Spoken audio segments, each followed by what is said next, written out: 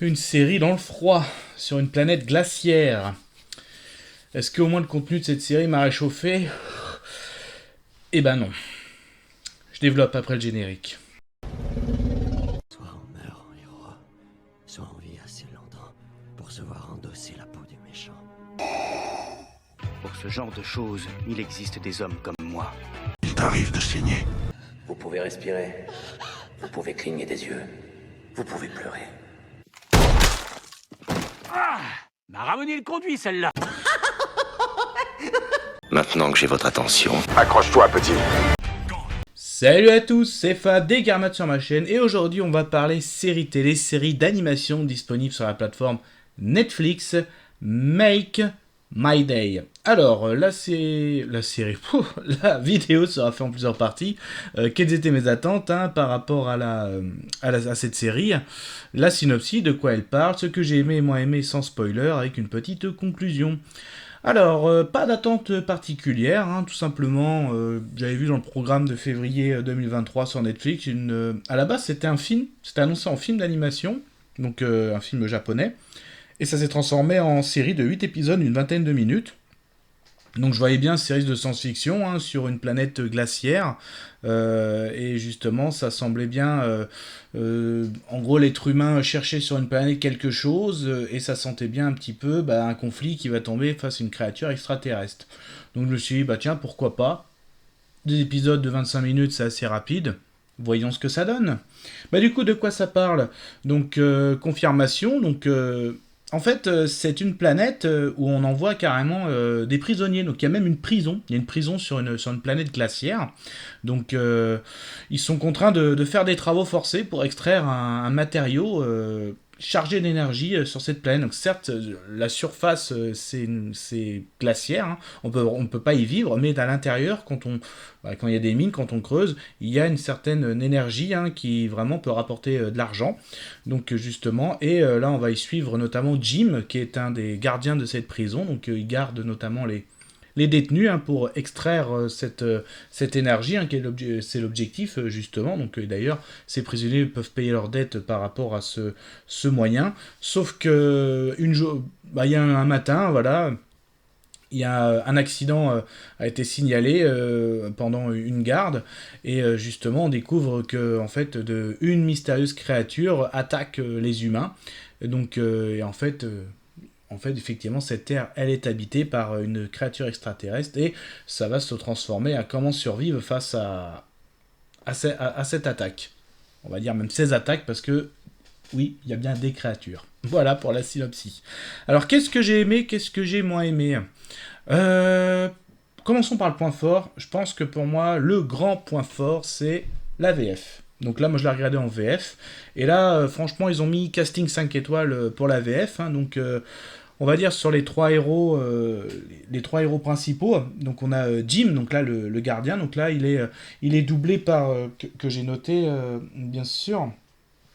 Donc par Hugo, je sais pas si je prononce bien, pardon, Bandwidth. En gros, c'est celui qui double en Tom Holland. Donc là, je dis, c'est déjà plutôt pas mal. Déjà, quand on entend le son de la voix, et le ton de la voix est très très bon pour ce jeune héros, ce jeune gardien. Donc ça c'est clair. Justement, durant sa péripétie, donc il va rencontrer un commandant de son unité face à cette attaque. Et le commandant, il est doublé par David Kruger. Donc c'est lui notamment qui double Dwayne Johnson, Chris Pratt, ou encore Shemar Moore qu'on a vu dans Esprit criminel ou la série SWAT. Donc là aussi, c'est quand même une sacrée voix, ça en impose pour un commandant d'unité. Et aussi, durant sa péripétie, il va faire des rencontres, et notamment, il va rencontrer... en gros, son grand ami de cette série, qui est doublé par Boris Rellinger. Donc c'est lui qui double notamment Jason Statham, Ben Affleck, Joaquin Phoenix, Pedro Pascal en ce moment dans Last of Us, ou encore même Gerard Butler, donc aussi de la grande classe, et même dans la série le professeur vraiment qui s'y connaît un petit peu dans ces extraterrestres, donc lui qui est doublé par Christophe Lemoine. Donc lui, c'est lui qui double Flash dans les animations d'ici, ou encore Cartman dans South Park, ou encore Kripke dans la série Big Bang Theory. Donc là, une VF vraiment de qualité, ça fait plaisir d'entendre ces voix, ce sont des super acteurs en plus. Donc là, c'est vraiment la VF de qualité. Et c'est tout pour moi. C'est clair. Oh, j'ai pas accroché. Là, j'ai pas du tout accroché. L'animation me faisait un petit peu penser justement un peu à la Spider-Man, là, les dernières animations là.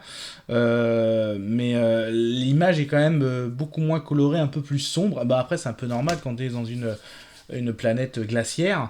Mais ouais, mais sinon sans plus quoi. Je trouve, j'ai pas accroché à l'histoire. Donc oui, c'est une histoire. Va falloir survivre. Donc en gros, on est sur une planète inconnue pour extraire une certaine source d'énergie. Malheureusement, il y a une créature extraterrestre. Elle n'est pas toute seule. Elle est très très très résistante. Hein, notamment, vous allez voir que les balles, ça lui fait rien parce qu'en gros, c'est une espèce de monstre gélatineux.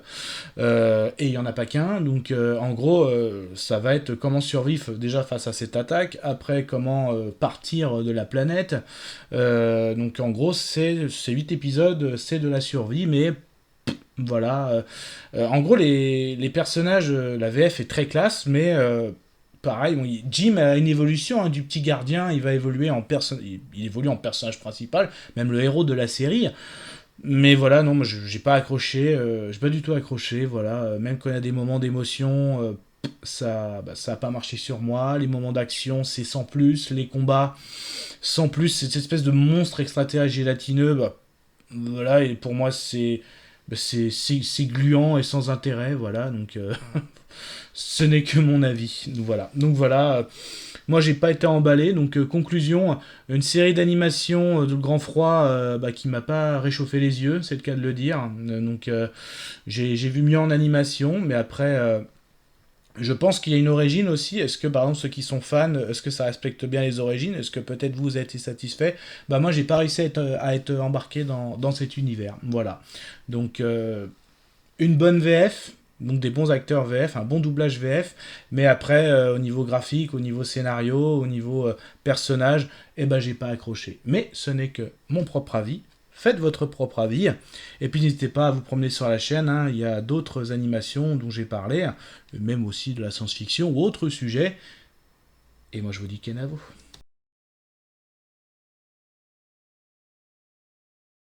Au revoir.